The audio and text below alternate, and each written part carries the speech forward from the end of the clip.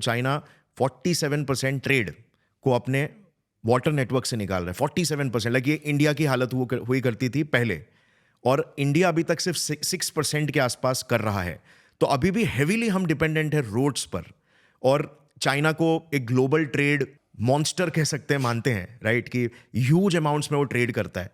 सो ये कहाँ पे लाइक हम रुक रहे हैं? अभी विजन तो हमारा बहुत अच्छा है, लेकिन क्या क्या चैलेंजेस हम फेस कर रहे हैं जिसके वजह से ये आंकड़ा इतना कम हो चुका है?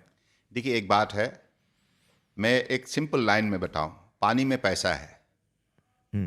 इतना दिन तक तो जो व्यक्ति का पास शक्ति है, जो निवेश कर सकता है, इस सेक्टर में वो लोगों ने इन्वेस्ट करने के लिए तैयार नहीं था।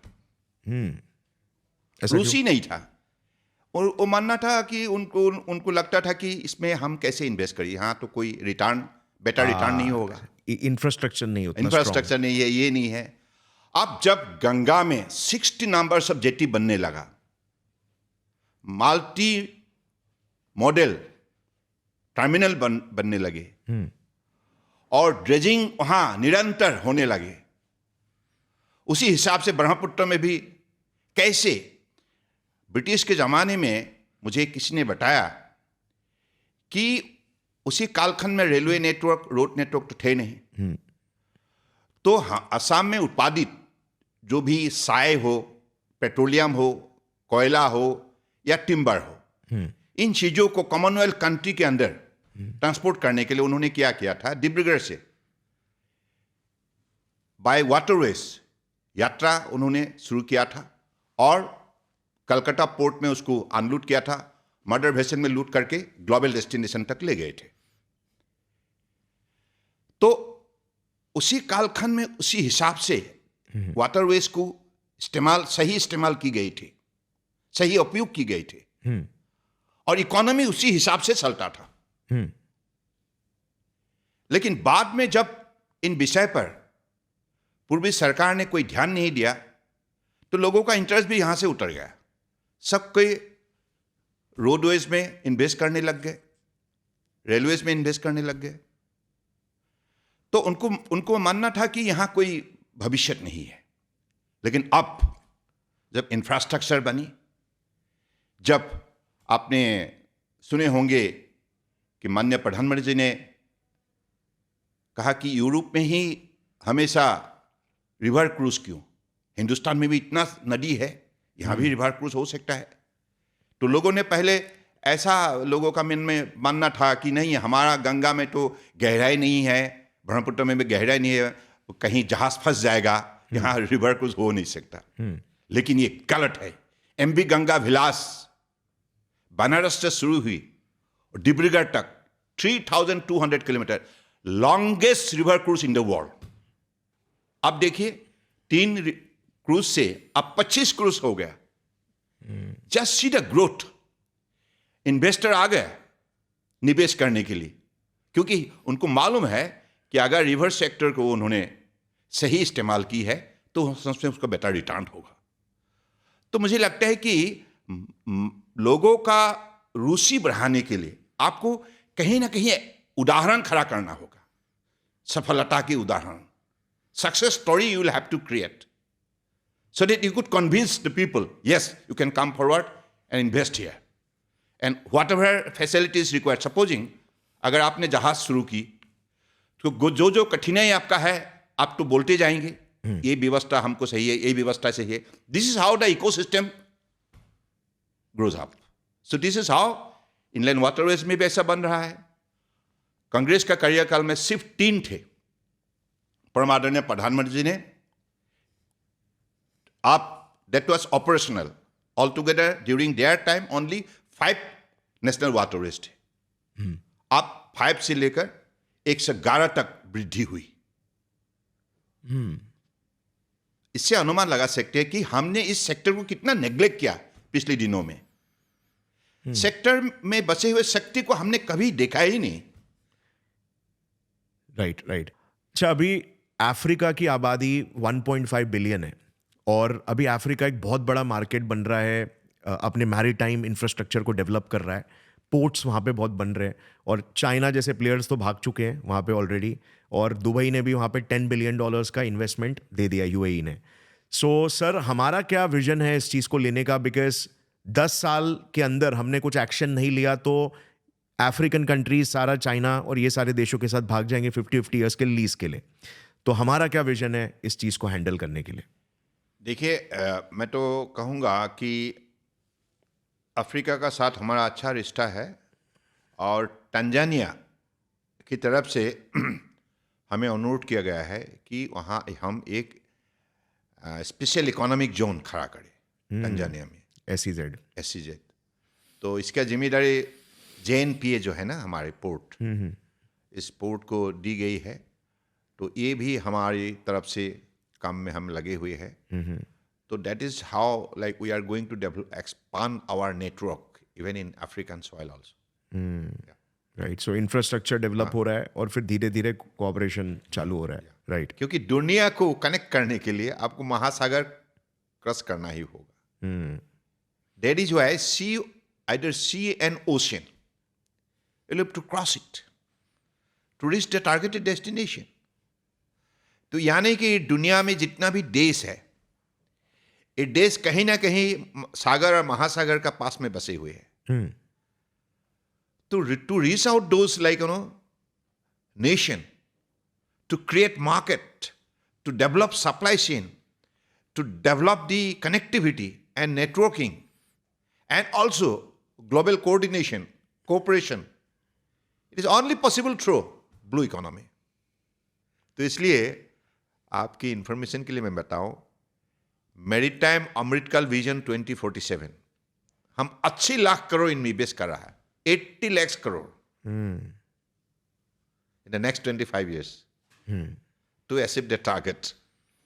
राइट. और उसी का नतीजा ये सारे जो अभी जो इंफ्रास्ट्रक्चर, मेडिटेरियन सी हो, अब देखिए आइस ब्रेकिंग शिप भी निर्माण करने के लिए भारत ने तय कर लिया है. सर, अभी 1 महीने पहले मैं एक आइस ब्रेकर पर ही जाके आया था, north pole, Russian icebreaker. इसलिए अब किसी भी बिंदु पर भारत पीछे नहीं रहेगा. हर बिंदु में भारत को दिखाई देगा. सर, एक कंसर्न है मेरा बस, और बहुत सारे लोगों का भी कंसर्न होगा. वो ये है कि जैसे हम जब पोर्ट्स डेवलप कर रहे हैं, इंफ्रास्ट्रक्चर डेवलप कर रहे हैं, तो इसमें चाइना एक बहुत बड़ा प्लेयर है. लाइक वर्ल्ड में 80% जो इंफ्रास्ट्रक्चर है वो चाइना प्रोवाइड कर रहा है, चाहे मशीन्स हो गए, स्कैनर्स हो गए, शिप इक्विपमेंट्स हो गए. सो अगर हम चाइनीज़ कंपनीज के इक्विपमेंट्स को यूज़ करते हैं, और चाइना के साथ हमारा बहुत अच्छा रिलेशन तो रहा नहीं है, तो आपको नहीं लगता कि आगे कोई अगर ऐसा समय आता है जहाँ पे कुछ कॉन्फ्लिक्ट्स होते हैं, तो चाइना उसको हमारे अगेंस्ट यूज़ कर सकता है? Because it can easily control us और hand twist us in dire times. नहीं, हम लोगों ने तो आत्मनिर्भर भारत के लिए मन बनाया है. अब किसी पर हम डिपेंडेंट नहीं होंगे. अगली हमारा यात्रा होंगे, इस यात्रा हमारा आत्मनिर्भरता के लिए. So for the time being हम यूज करेंगे, फिर बाद में हम अपना भी इकोसिस्टम डेवलप कर रहे हैं. आत्मनिर्भरता धीरे धीरे, आप डिफेंस सेक्टर में देखिए, आप एक्सपोर्ट कितना बढ़ गया है. आप देखिए, हमारे कभी भी लोगों ने सोचा ही नहीं था कि भारत भी इतना बड़ा वारशिप बना पाएगा. कोचिन शिपयार्ड लिमिटेड ने जो वारशिप बनाया, कितने बड़े वारशिप, दुनिया को मतलब सोकाने का मतलब काम किया है. My god, India could able to earlier the tradition was only to procure ship from abroad. अपना पास शक्ति नहीं. अब हमारे पास इंजीनियर भी है, हमारे पास टेक्नोलॉजी भी है, हमारे पास विल पावर भी है, हमारे पास स्किल भी है, और हमारे पास इंफ्रास्ट्रक्चर भी है. इंफ्रास्ट्रक्चर डेवलप हो रहा है, और इसमें प्राइवेट प्लेयर्स जैसे कि अडानी इन्वॉल्व हो रहे हैं. तो एक मिडिल क्लास इंसान जो टैक्स पे करता है, उसका देखने का नजरिया कुछ ऐसा होता है कि अडानी अमीर हो रहे हैं और हम गरीब हो रहे हैं. तो उनको किस तरीके से इस सिचुएशन को देखना चाहिए? नहीं, सब मतलब यहां तो PPP मुद्दे में अगर जो भी शामिल होना चाहते हैं वो शामिल हो सकता है. वहां कोई बुराई नहीं है. जैसे port of Singapore is also there, DP World is also there, same as CGM from France is there also there. There are many more global companies working here in India. like Adani is working. Right so सब मिलकर infrastructure बस। Develop कर रहे हैं ताकि फिर common इंसान middle class भी Of जाके course, देखिए शामिल हो सकते हैं. अभी लॉजिस्टिक कॉस्ट हाँ अभी डबल डिजिट से सिंगल डिजिट लाने के लिए परम आदरणीय प्रधानमंत्री जी ने हमें लक्ष्य दिए. तो इसलिए नेशनल लॉजिस्टिक पॉलिसी लाया गया है. फ्रॉम 14 to 8 तक लाने के लिए सब लोगों ने मन बनाया है. तो इस सिलसिले में हमारे विभाग का जो दायित्व है, अगर 1 टन सामान अगर आप ट्रक में कैरी करें तो आपको 2 रुपया लगेगा सपोजिंग, और रेलवे में जाने से आपको 1 रुपया 50 पैसा लगेगा, और हमारे यहां बिलो 1 रुपी, यानी कि 80 पैसा 70 पैसा में आ जाएगा. यानी कि आप इससे अंदाजा लगा सकते हैं कि वाटरवेज हमारे लिए कितना कॉस्ट इफेक्टिव है, राइट सिमलेस है एंड इको फ्रेंडली है.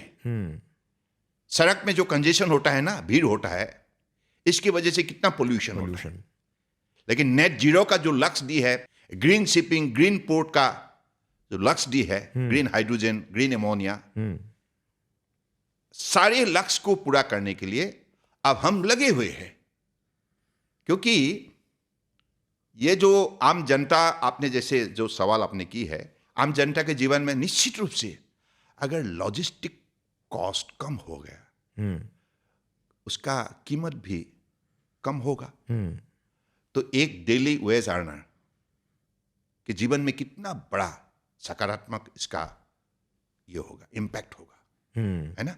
वो तो बजट से चलते हैं, व्हाट एवर ही और she earn within that limited budget they are to run their family. अगर उसमें सस्ते में सामान मिल गया, ट्रांसपोर्टेशन कॉस्ट अगर कम हो गया, उसका मतलब है सामान का भाव भी कम हो जाएगा. भाव कम होने से उसके जीवन में एक सकारात्मक इम्पैक्ट आ जाएगा. तो इसके लिए ये बहुत बड़ी एक राहत होती है आम जनताओं के लिए. अब युवा शक्ति भी जोड़ सकते हैं. हमारे जो भी व्यापार में जो है, सपोजिंग ट्रेडर्स है, जो एंटरप्रेन्योर्स है, जो स्टार्टअप में है, हर वर्टिकल में बसे हुए हर व्यक्ति के लिए हमारे पोर्ट शिपिंग वाटरवेज में इतना बड़ा मौका है. जैसे अभी बड़वान पोर्ट आ रहा है, बड़वान port, it is going to be one of the top 10 container handling port in the world, with a capacity of 23.3 million TEUs per annum. और ऑल टुगेदर बाल कार्गो को अगर जुड़े तो एक साल में एक ही पोर्ट में 300 million metric tonne cargo handling capacity उसका पास रहेगा. साथ साथ में पास में एक बड़ा पोर्ट लेट सिटी भी डेवलप होगा, city, full fledged city. In that city, all the necessary infrastructure facility will be developed. Institution, college, finance institution, this, that. यानी कि एक huge, more than 12 lakhs people are going to get job, directly and indirectly. Only one port can feed the stomach of more than 12 lakh people. Just imagine the volume. Right Imagine the service to the nation, service to the people. Right. अगर ये video का clip आपको पसंद आया तो पूरी video check करना मत भूलना. लिंक नीचे डिस्क्रिप्शन में है.